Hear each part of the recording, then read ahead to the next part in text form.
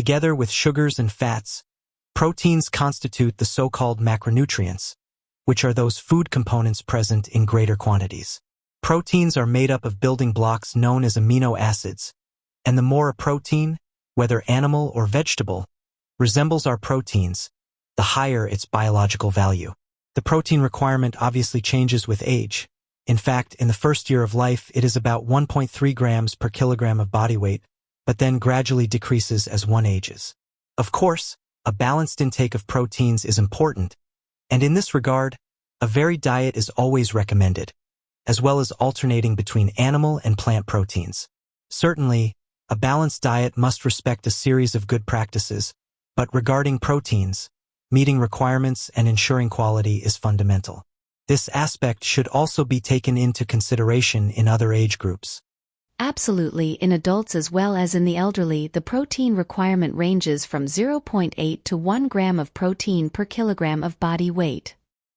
Then, of course, if one engages in physical activity, especially competitive sports, the protein requirement will increase, but for a normal person, the protein need falls within this range.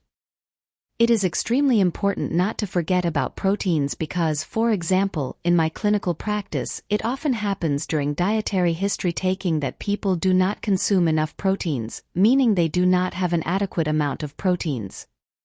This happens perhaps because they find it more difficult to cook them or due to lack of time for shopping, they prefer to opt for a plate of pasta. But it is important to always have this protein source because we need protein, as you mentioned earlier, Pier Carlo. They are the building blocks that allow our body, our muscles, not to weaken, in short, as simply put. And also our cells regenerate every day, so they need these nutrients to regenerate optimally. Finally, the last pediatric note concerns cow's milk. It is always recommended after the first year of life because although it is an excellent food from many perspectives, it is not suitable for the needs of this age group.